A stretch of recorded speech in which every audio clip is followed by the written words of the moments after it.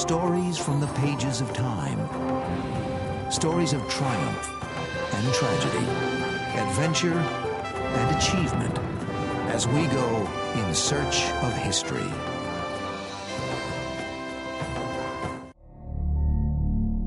In 1692, mass hysteria and rampant paranoia swept the New England countryside. Citizens in the small village of Salem were being accused of casting spells, of consorting with the devil, of being witches.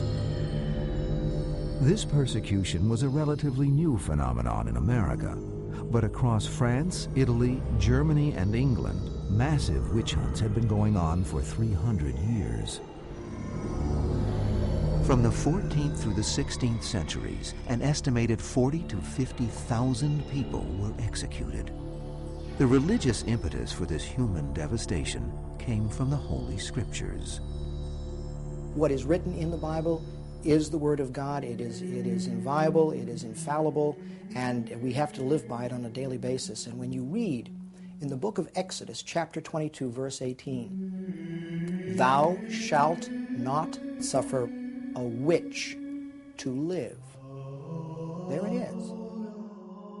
Despite the biblical condemnation, early Christians were relatively tolerant of paganism and witchcraft. But as the Roman Catholic Church began to consolidate its power, heretics were looked on as enemies.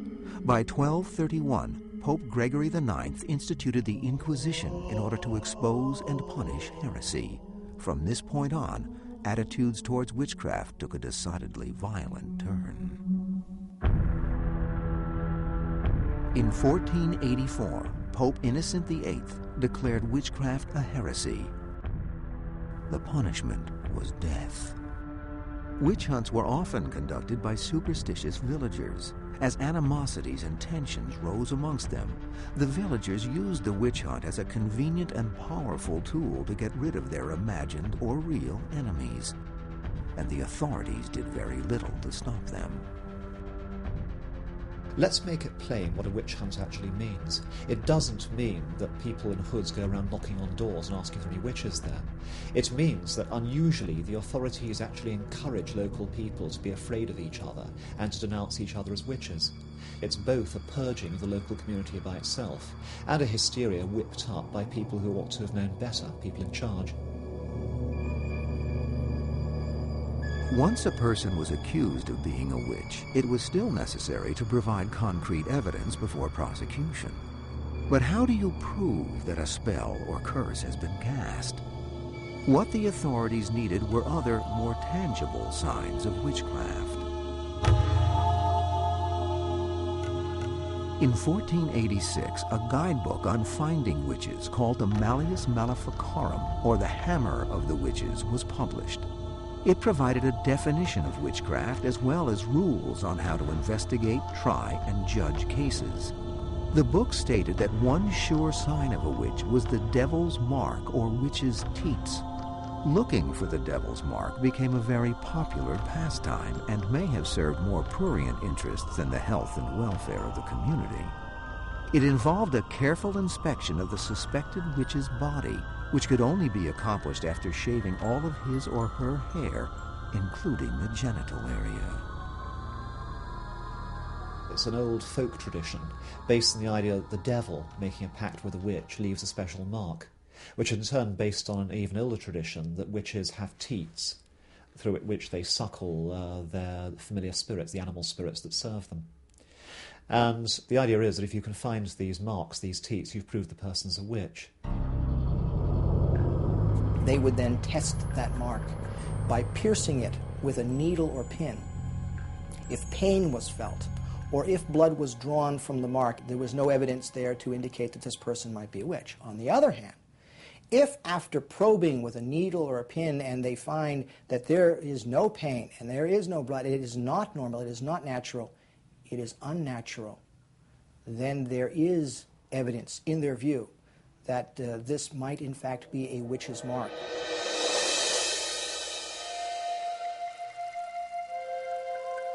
Another popular method in the Middle Ages was called swimming a witch. The theory was that water, being pure, would reject all evil. The belief was that a witch would float and an innocent person would sink. The test always provided a victim. The Malleus Maleficarum also encouraged torture as a way to elicit a confession from a suspected witch. The best way of obtaining a confession is to apply force, best in purely brutal, practical terms. The most effective actual method used was known as the stripado. It's a bit like having your arm twisted behind your back in a school playground, except it goes on for hours. Now, the reason why this was used is that it's excruciatingly painful. It's horrible. Torturing suspected witches was justified in the eyes of the law. English magistrates considered the practice of witchcraft a crime against the church and the state. From the days of Henry VIII onward, the king is the head of the church. So your political leader is also the head of the Church of England, and for this reason, when you turn your back upon God and upon the church, you are very much also turning your back upon your king. Witchcraft was therefore considered an act of treason and a capital offense.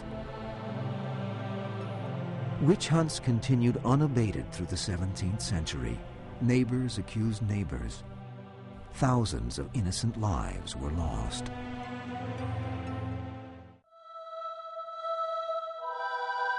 In 1629, King Charles I of England granted a religious splinter group called the Puritans a charter to settle and govern an English colony in the Massachusetts Bay. Their desire? To create a new, perfect society based on the principles of the Bible, a theocracy with no separation of church and state. Their goal was a kind of model community, what they called a city on a hill, that would be a kind of light to people all over the world. I mean, we still have that notion of the U.S. with us today, but it was very intense in those early years. Not everyone who crossed over was a Puritan. Others leave because they have no land, because they have no jobs, because their lives in England are so difficult that going to the edge of the known world and building a society out of nothing sounds better. One of the things that eventually produces a natural kind of tension in many New England communities and indeed in many colonial communities is you have people who are there for different reasons. The Puritans remained British citizens, and like their countrymen, they were also a community that very much believed that witches existed. You have to understand witchcraft, particularly in light of their larger belief system, that this was central to their beliefs. It wasn't an odd side thing, but it was something that they thought about regularly, as they had to be worried about witches in their midst. Satan was real. Satan and his forces were around us in an invisible world, and we're always watching. We're always looking for an opportunity to have an effect for evil upon the godly community, always attempting to break down the godly way of life and to discredit the godly community before the unbelieving world. Little wonder that in this highly charged environment, the Puritans engaged in witch hunts just as they had in England. But the first witch trial in Massachusetts was not in Salem. It was in Charlestown in 1648. A midwife and healer named Margaret Jones was accused of witchcraft. Villagers believed that she had a malignant touch that could cause deafness and nausea. Jones was supposed to be able to foretell the future and even had a witch's teat. She was hanged in 1648. Other cases followed, but it would be 40 years before a witch trial would capture widespread public attention. In 1688, 4 Boston children were presumably possessed by Goodwife Glover, the mother of their family servant. Eventually, the children were cured through prayer and fasting, and Goodwife Glover, the witch, was executed. The investigator was Cotton Mather, a prominent Boston minister. He described in detail the behavior of the accused witch and the symptoms of the possessed children in his widely circulated book, Memorable Providences. The publication is believed to have had a profound effect on the people of Salem, and the unique circumstances surrounding Salem Village in 1692 made it particularly vulnerable to a witch hunt of its own. About 500 people lived in Salem Village, the outlying farming community of Salem Town, a thriving seaport. Although only 6 miles from the coast, it was considered a wilderness settlement. It isn't a settled, a civilized, sophisticated community. It's a community that's on the outskirts, and they're just hanging on by their fingernails. In addition to their everyday hardships, the Puritans lived in fear of the forest's dangers. The woods could easily conceal an Indian raid or the devil himself. The Puritans had other worries. The charter granting them independence from the crown and the right to own land was revoked in 1684. Although the charter was restored 5 years later when King James II was deposed, the political instability took its toll on Salem's residents. Further anxiety was apparent in everyday life because of their rigid religious practices. I think for people in the 20th century, Puritan belief would be an incredibly difficult religion to follow because it's a religion of endless striving and very uncertain reward. The Puritans believed that every person's fate is predetermined by God before he or she is born. They searched for clues to reveal whether they were a member of the elect and would go to heaven or be damned to hell. You're constantly searching yourself for signs that you can't read. Does the fact that I am sinning in this particular way mean that I am predestined for hell? Maybe. Does the fact that I am pious and doing all the things that the minister tells me in church mean that I have had an experience of indwelling grace and I'm one of God's chosen people? Maybe. How can we sense God's pleasure or displeasure? That anxiety goes right to the core of Puritanism. Also at the core of Puritanism was an inherent misogyny. Puritan women were expected to be silent, docile helpmates to their husbands, and mothers to their children. Puritans had an ideal for women, and that ideal had a number of characteristics. I mean, a woman was expected to be submissive to her husband. Him outside, she within. Him in public, she at home. Him speaking, she listening. Him preaching, she hearing. Puritans believed that just by her very nature, a woman was more likely than a man to enlist in the devil's service. Women were not allowed to be ministers, so they were more likely to join the devil's cause and preach for his cause.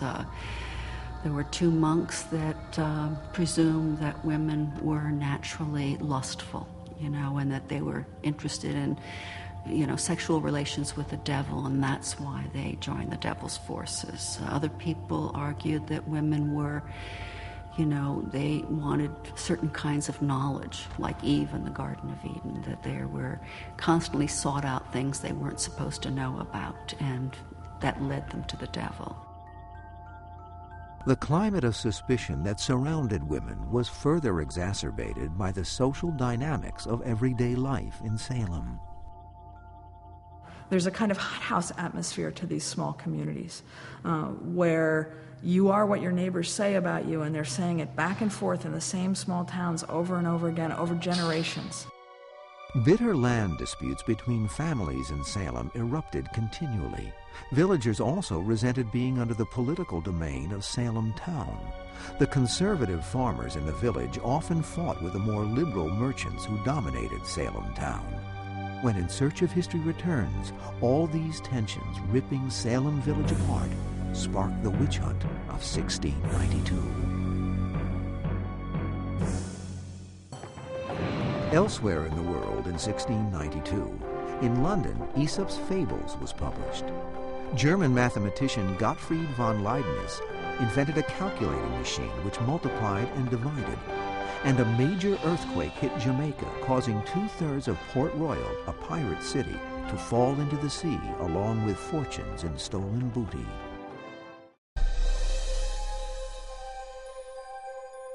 Simmering tensions, bitter disputes, and religious fervor in Salem Village proved a deadly combination, setting the stage for the witch hunt of 1692. Since then, historians, sociologists, and psychologists have sifted through letters, diaries, and testimonies to give meaning and perspective to one of the most traumatic events of colonial America.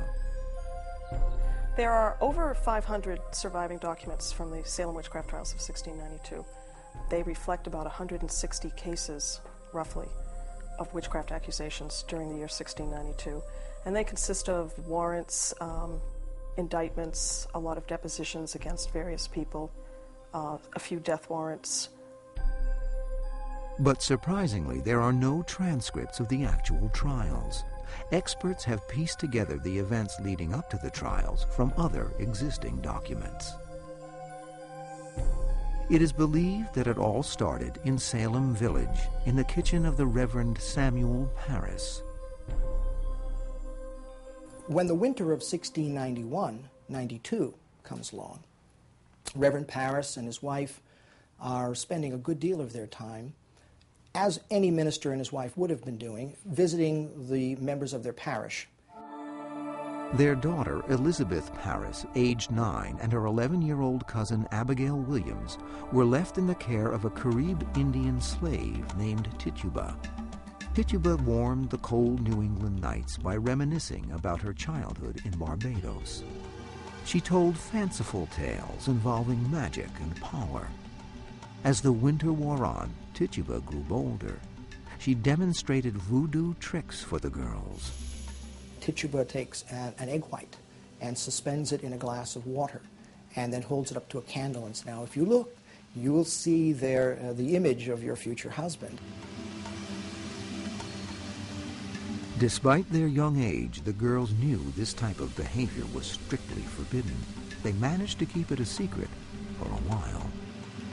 Needless to say, with fascinating little stories like this, the group begins to grow.